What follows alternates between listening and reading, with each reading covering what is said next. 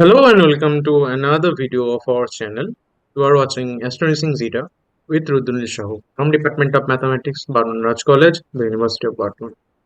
Yesterday, I have presented my research paper at Indas Mahavidyalaya, which is affiliated to Bankura University. It was a great experience of mine. It was a great experience, and after all that, the lecture was sponsored by ICPR. I especially thanks the organizing committee and the conference reviewers to give me the opportunity for the presentation.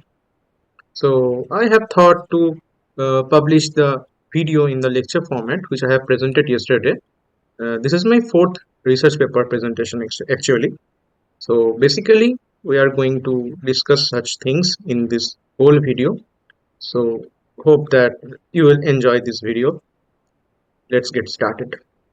So let's start our journey with the anonymous book which I found published in Google that saying that we all wish for one peace, but one peace will never be achieved unless we first establish peace within our mind. So these are the contents which are going to be discussed in this short lecture, which is divided into abstract, introductory part, preliminary part, objectives of particular topic, methodology part, discussion advice, future scope, real life approaches and reference feature. So this is the abstract of my research topic which I have already said. So coming on to the introduction. The foundation of yoga originated in ancient India to control and focus the human mind.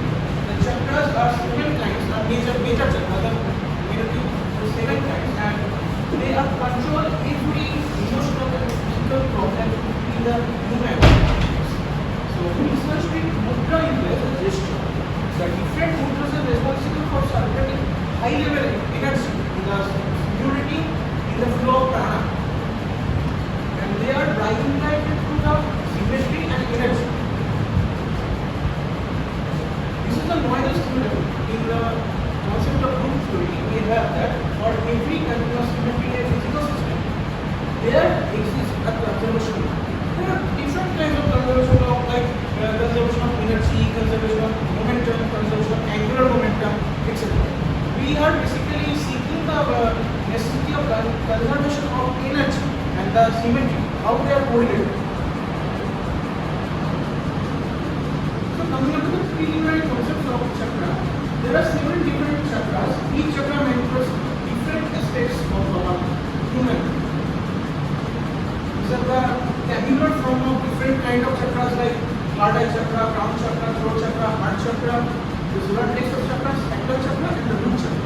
These are also given that when are in alignment, they what kind of benefits we get, and when they are wrong, what happens. These are also given.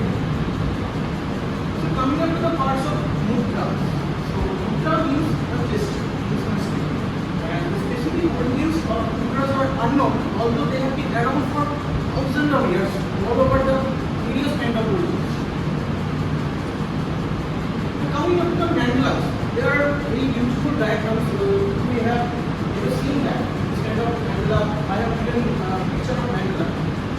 Spiritual symbol in the Asian art, mandalas have since become popular derivative element for a variety of different colors. There are distinct kind of mandalas. There are not necessarily that one kind of. There are distinct kind of mandalas like teaching mandala, healing mandala, stamp mandala, and each of them comes with different kinds of aspects. Like the healing mandalas are useful for the gate or for meditation, and the teaching mandalas are intended to deliver wisdom. And the stamp mandala represents the impermanence of the human. So, what is the group? So, this is the main part we are going to discuss in this whole lecture, that how we can relate the mathematics and how we can relate the whole philosophical theory of the flow. So, basically, group is a algebraic structure, and when non-empty set together with a binary composition like addition, subtraction, multiplication, division, etc., satisfying these four given conditions, conditions called the group axioms, those are property associated with the existence of unity. So only in some key segment constitute a group. It's a different kind of algebraic structure, and they are efficient way to study the symmetries mathematically. So this is the coming to the preliminary concept of the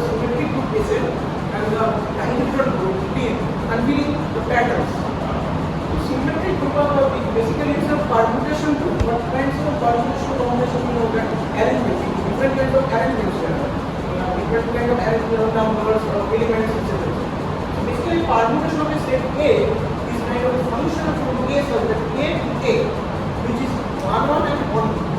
That means it's a bilateral function. And permutation group is a permutation group of set A is a permutation of A that forms a group under the functional composition. You try different kind of functional composition you can take, whether it is stable. So taking a set, empty non-empty set, is finite. A1 into A, you can see that n, which is n numbers of elements are there. Then this set of all permutations of A is called the symmetric group of the n, and denoted by Sn, the symmetric group of the permutation, and which is represented by the 2 by m matrix. So coming up to the group of symmetries, here, a diametral group arises frequently in art and the natural phenomena in decorative designs using daily life. And the group of symmetries of order 2n is often called a diametral group, which are already told, and for a development point. So coming up to the basic part of the Mudras theorem, it says that every continuous symmetry of the action of the physical system is conservative forces, so corresponding conservation law. This is a very theorem of immunism which we are going to explore in this whole lecture. So come to the objective of current philosophy, that exploring the symmetry in the chakras, mudras and mandalas, justifying the symmetrical and diametral group into the distribution, and harnessing the Mudras theorem in the Yogic Philosophy.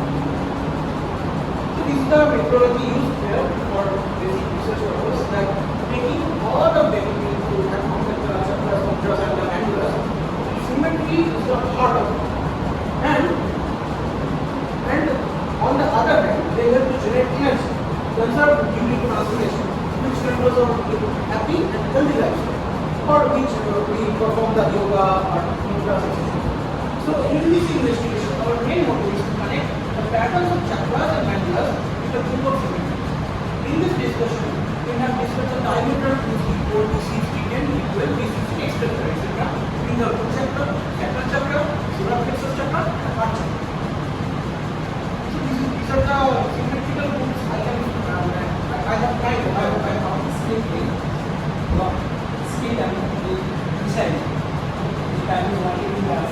So these are the root chakras and the sacral chakras and solar plexus chakras.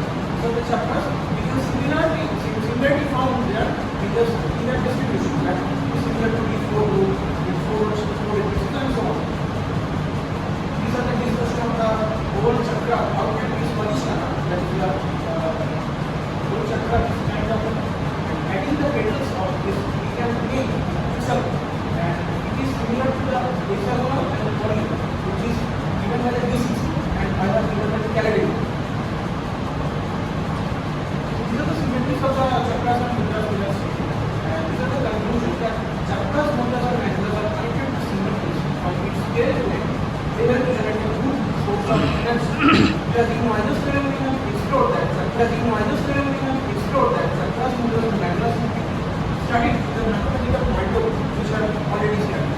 We expect that our methodology will help to get to the mathematics in our philosophy.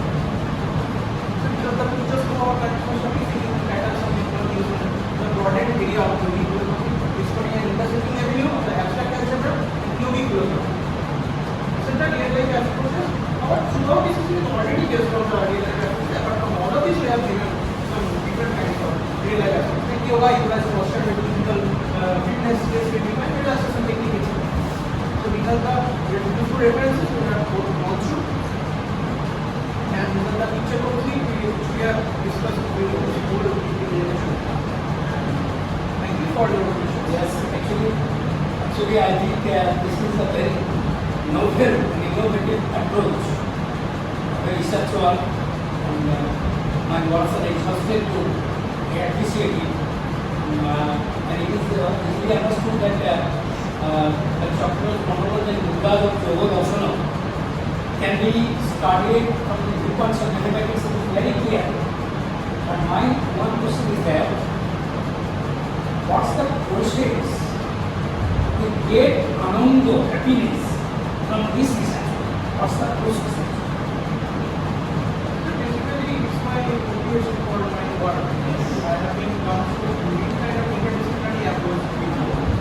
That's why I think actually how can the Mandala Chakras and Indas, if they are studying from the standpoint of mathematics, then how it is possible for them to rouse happiness? At that moment, sir, I have different proposals. Yeah, actually, you have already told me, you can't imagine. This is the positive energy by which we can make happiness. This is the positive energy. Very good.